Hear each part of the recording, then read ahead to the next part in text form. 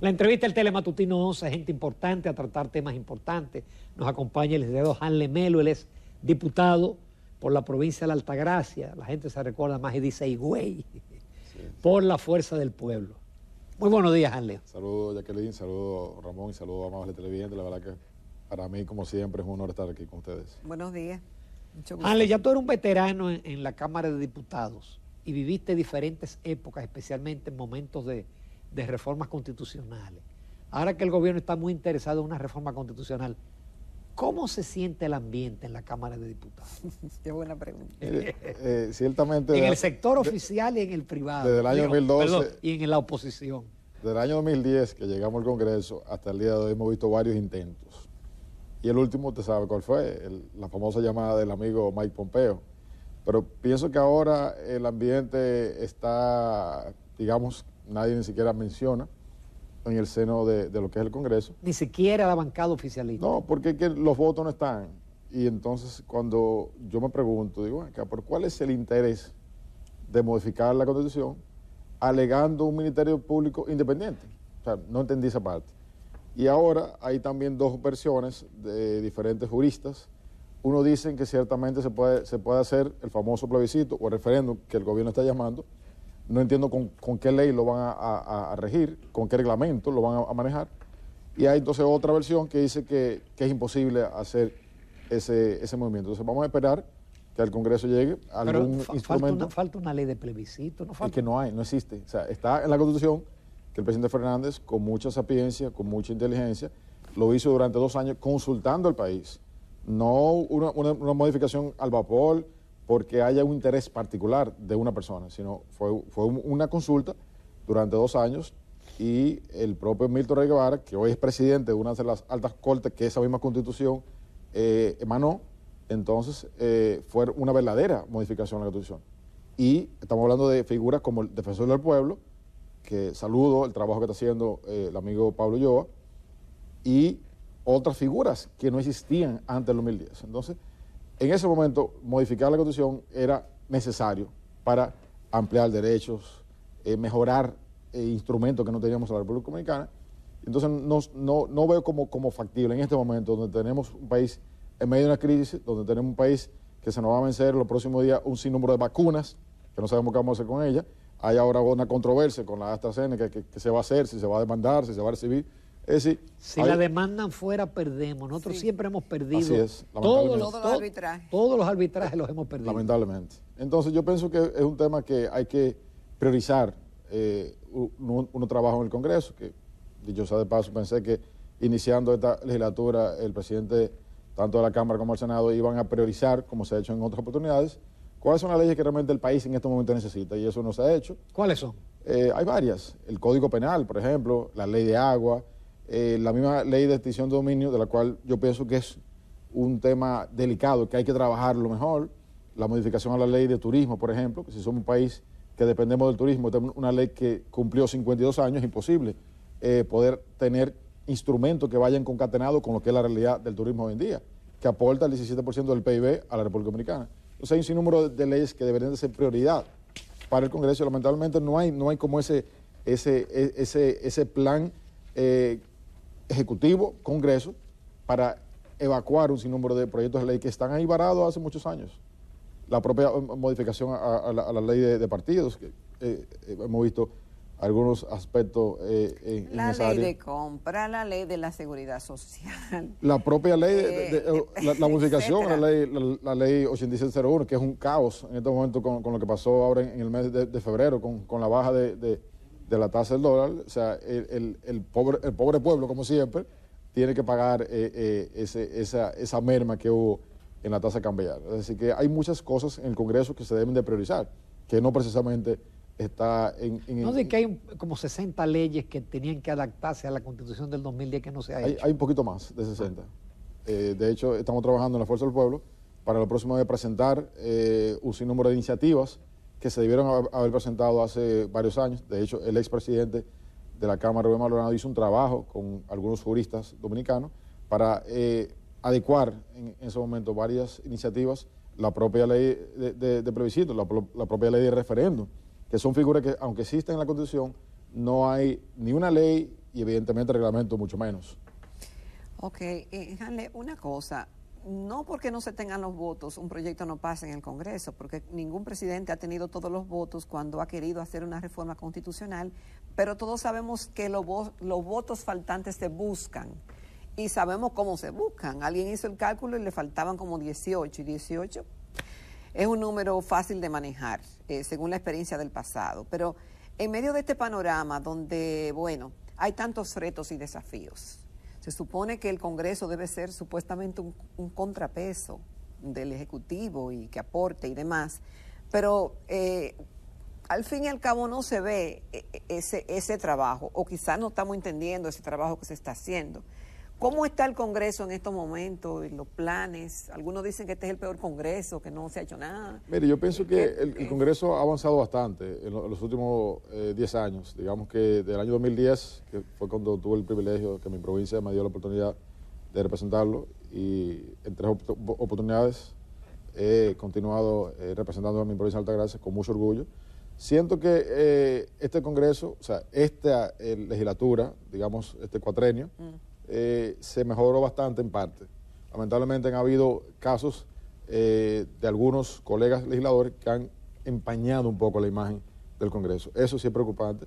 Y ¿te refieres a los casos ligados al narco? exacto, o sea, eso nunca antes se había visto. También hemos visto... ¿O no los habían descubierto, Hanle? Sí, quizás esa parte. Pero lo más preocupante es que recuerden que el Congreso es el primer poder del Estado.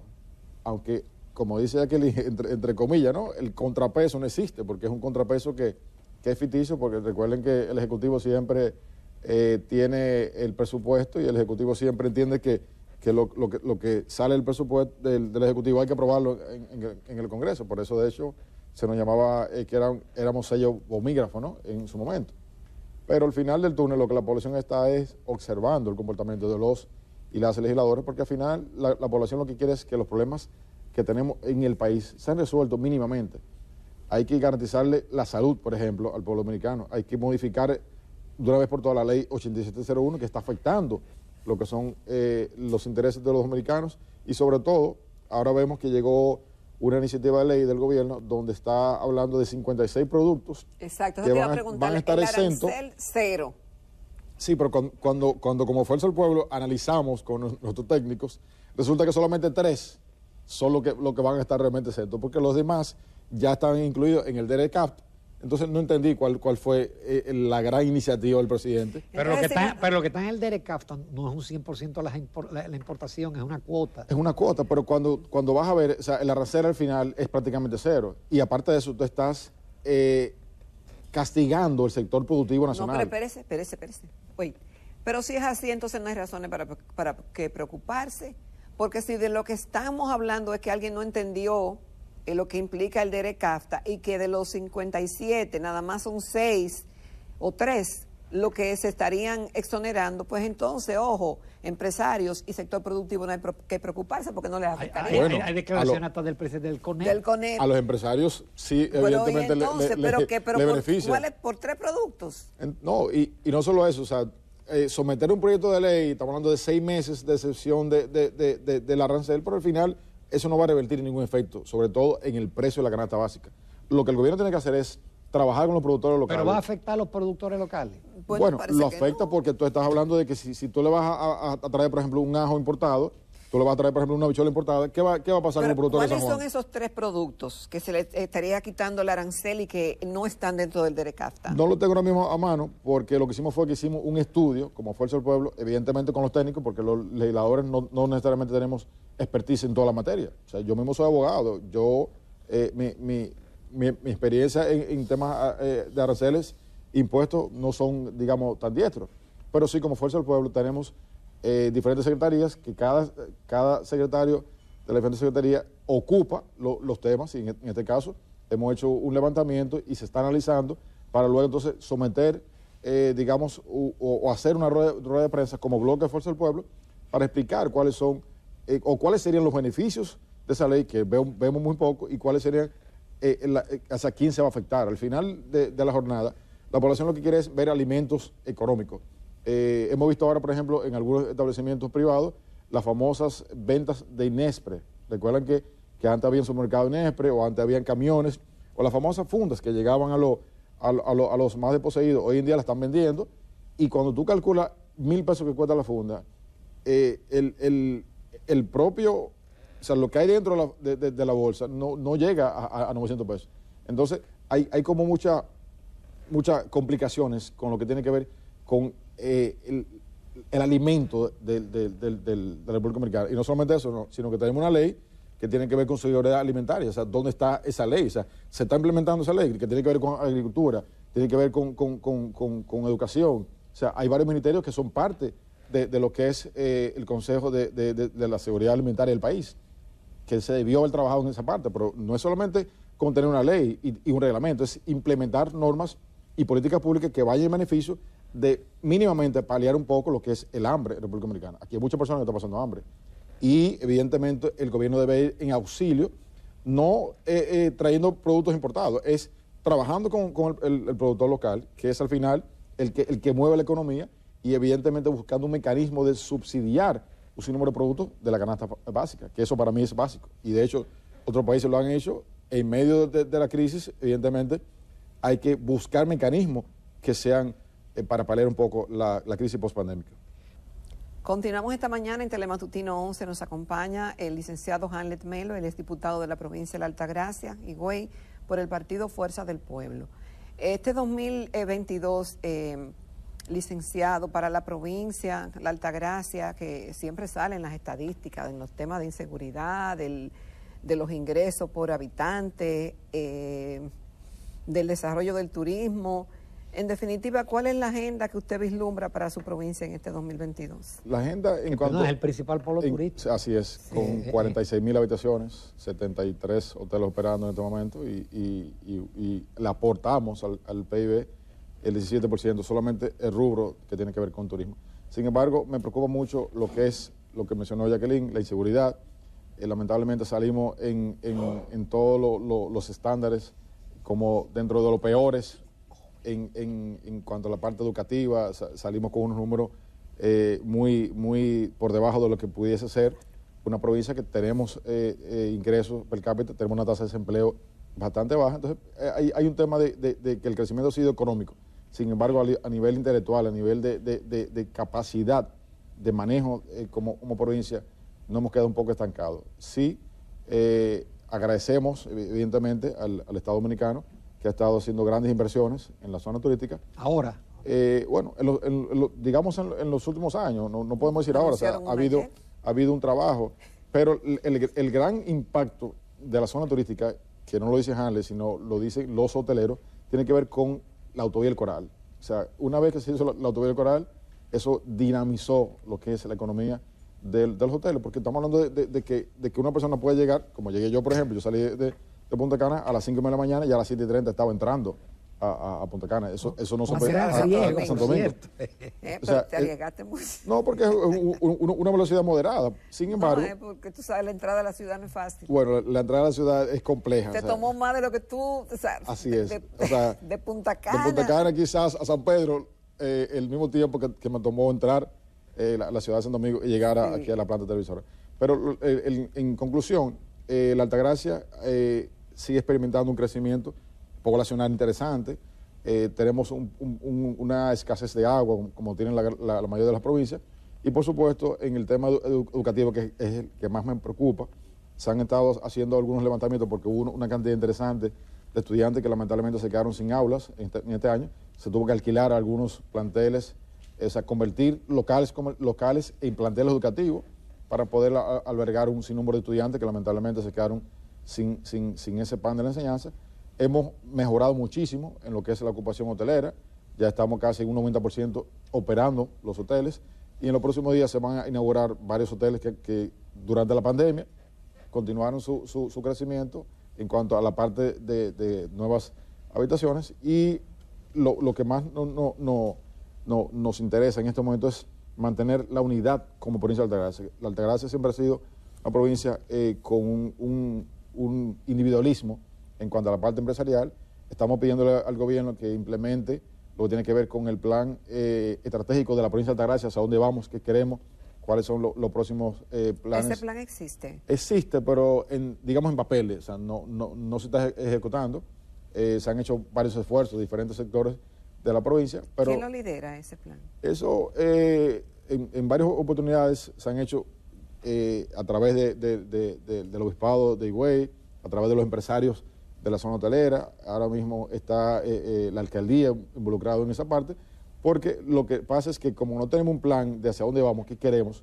Por ejemplo, el presidente estuvo allá inaugurando la iglesia de Santo Inicio, que los invito a visitar. Quedó muy bonita ese templo que tiene 500 años de historia, y se le solicitó al presidente comenzar con lo que es la vía sacra. El presidente dijo, bueno, hagan un presupuesto que lo vamos a aprobar, pero tenemos que, antes de hacer la vía sacra, la vía sacra es la calle Agustín Guerrero, que precisamente cruza frente a la iglesia de San Dionisio, llevarla peatonal hasta la Basílica Nuestra Señora de Altagracia. Sería interesante porque el turismo religioso, lamentablemente, en República Dominicana no se está explotando como lo hacen otros países, por ejemplo, México, Costa Rica, otros países que de una forma u otra tienen un visitante interesante en ese turismo religioso. Aquí tenemos historia. Y en España con el Camino de Santiago. En España, por supuesto. Es decir, hay muchos países que aprovechan esa parte religiosa. Aquí se aprovecha en parte. El turista viene a la zona y, bueno, mínimamente hay 1 o 2 excursiones.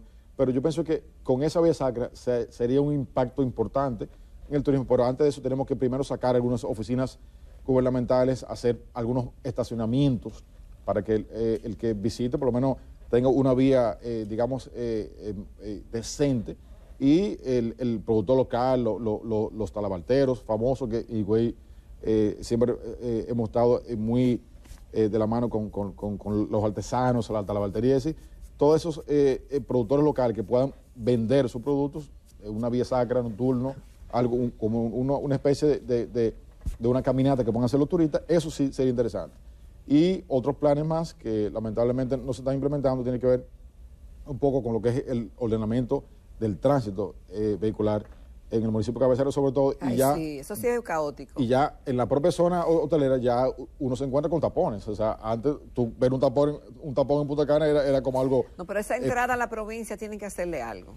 Se hizo algo, pero lamentablemente no es lo que amerita, porque estamos hablando de un parque vehicular interesante que tenemos en la provincia de Altagracia. Estamos hablando de una provincia que tenemos cerca de 800,000 habitantes al día de hoy, y entonces evidentemente eso te hace un movimiento que no es la ciudad atera que éramos hace 25 años. Pero esa atracción no solamente ha sido de dominicanos, Hanley, sino también de muchos haitianos. Sí, pero el haitiano yo diría que no tanto, porque recuerde, Ramón, que todo... ¿Entendió? Que Verón, medio Verón son haitianos. Bueno, una parte, pero recuerde que la parte que maneja la construcción, igualmente La Ceiba, igualmente la otra banda, que eran, digamos, localidades estrictamente de locales, ¿no? Pero lo que ha pasado en Higüey es que tú te encuentras con personas de toda parte del país, porque hay una tasa de desempleo bastante baja. Tenemos muchas personas que migran de otras ciudades, y de hecho por eso en este periodo legislativo la Altagracia creció un legislador, que fue la única provincia, y el caso de Santo Domingo Este, que creció también 3 legisladores. Se va a hacer el censo este año, es lo que he escuchado. Asumo que ya con el censo, con el nuevo censo, aumentaríamos otro diputado, y hay un número de servicios que evidentemente el Estado Dominicano tendrá que ejecutar en la provincia de Altagracia, porque es una provincia que ya pasó de ser atera a una provincia de mucho dinamismo económico, y sobre todo la zona hotelera, que ya cualquier pedazo de terreno te cuesta 50, 100, hasta $200 el metro. Eso estamos hablando de la zona... ¿Los hoteles se nutren de los productos agropecuarios de la provincia o los tienen que traer de otras provincias? Lamentablemente de otras provincias. La provincia de Altagracia produce, si acaso, un 5% de lo que consumen los hoteles, que eso es otro tema. O sea, necesitamos una pasteurizadora de leche, que no tenemos, porque somos número 1 en producción de leche y no tenemos dónde procesarla. Tenemos un problema. Necesitamos un matadero industrial, que sometimos un proyecto de resolución en la Cámara, se aprobó y lamentablemente no se ha ejecutado, porque la producción de carne nuestra se va a guerra, se produce en guerra, se contabiliza en guerra, el Banco Central la pone como que fue una producción de guerra, y luego entonces regresa a la provincia de Altagracia a ser consumida en los hoteles. Y un sinnúmero de insumos que tienen como el día a día los hoteles, se traen de otras provincias, porque lamentablemente no tenemos una producción. El pollo, por ejemplo, que puede ser perfectamente producido en Altagracia, por un tema de clima, no es tan factible producir los pollos que consume la zona hotelera en este momento. Hanle, y la fuerza del pueblo. Vimos ahí que se dio un palo con lo de Rafael Paz, pero vi a alguien en las redes que anunció que para el día 3 hay algo, hay una sorpresa. El próximo domingo va a haber muchas sorpresas. Y de hecho vienen otros legisladores, vienen muchas personas que han tenido acercamiento con lo que son los dirigentes de la Fuerza del Pueblo. El pasado fin de semana tuvimos una jornada bastante amplia, dejando juramentada todo lo que son las direcciones municipales y provinciales de nuestro partido de la Fuerza del Pueblo. En el caso de Higüey ya tenemos juramentada lo que es la dirección municipal y provincial. Visitamos la otra banda, visitamos la Laguna de Sibón, Distrito Turístico Verón Punta Cana, Valladolid, Boca Yuma y San Rafael de Yuma. Ya dejamos, en cada demarcación hay las autoridades ya puestas para trabajar. Tenemos un crecimiento bastante interesante a nivel nacional. Los números no solamente del presidente han ido creciendo, sino también lo que es la militancia. Esperamos que antes del mes de mayo ya podamos contabilizar 1 millón de miembros activos registrados y validados y verificados ante el padrón de la Junta Central Electoral. Dios mediante, o sea, estamos hablando de que si tenemos a 2 años de las elecciones, 1 millón de... Pero esa meta la tenían ustedes para octubre del año pasado. Sí, pero recuerde que el COVID, recuerde que hubieron algunos factores que no fue posible. Estaba supuesto a hacer en noviembre del año pasado, pero como tú mencionas, no hubo forma de lograrlo. Pero sí ya somos el único partido que tenemos ya un padrón verificado y esperamos en Dios y por supuesto el trabajo que están haciendo los compañeros de la Fuerza del Pueblo a nivel nacional, podamos tener ese 1 millón que el presidente ha mencionado en múltiples ocasiones. Pero aún así no se gana solo. No, yo pienso que lo que se podría, digamos, o lo que se está trabajando, a mi entender, es una medida interesante, es un gran frente de todos los partidos de oposición encabezados por la Fuerza del Pueblo, porque evidentemente solo no se ganan las elecciones. Hay que hacer grandes alianzas, hay que trabajar con los partidos minoritarios y con todas las fuerzas que entiendan que el presidente Fernández tiene la capacidad, como lo ha demostrado en 3 ocasiones, de llevar el país a un rumbo, sobre todo en la parte económica. Usted, Ramón, que maneja esa parte, Jacqueline y yo somos un poquito más de otra área, pero usted que es un economista con una capacidad que todo el país lo sabe, hay que poner las manos del país en una persona experimentada que manejó la crisis del 2004, manejó la crisis del 2007 y otras crisis que mientras estuvo dirigiendo los destinos del país, pudo salir a flote nuestro país, porque sin lugar a dudas la población se siente en este momento que estamos dando como muchos movimientos que no son los que realmente el país en este momento necesita, y la parte económica es fundamental. Vemos que la tasa del dólar está bajando, pero todos los productos suben, entonces como que no hay una correlación. El Banco Central habla de un crecimiento de un 12% cuando al final es un 6%. Lo otro tiene que ver con un poco de otros mecanismos que se van, digamos, reflejando en la economía, pero no son crecimiento como tal. Es decir que la parte económica de un país es fundamental y pienso que la República Dominicana, aunque ha crecido dentro de los países de la región, pero nos faltan muchas cosas que tenemos que reajustarlas y eso lo va a hacer el presidente Fernández, Dios mediante, en el 2024. Hanle Melo, muchísimas gracias por tu participación. Gracias a usted, Ramón, gracias a Jacqueline Gracias. y como siempre un honor estar con ustedes.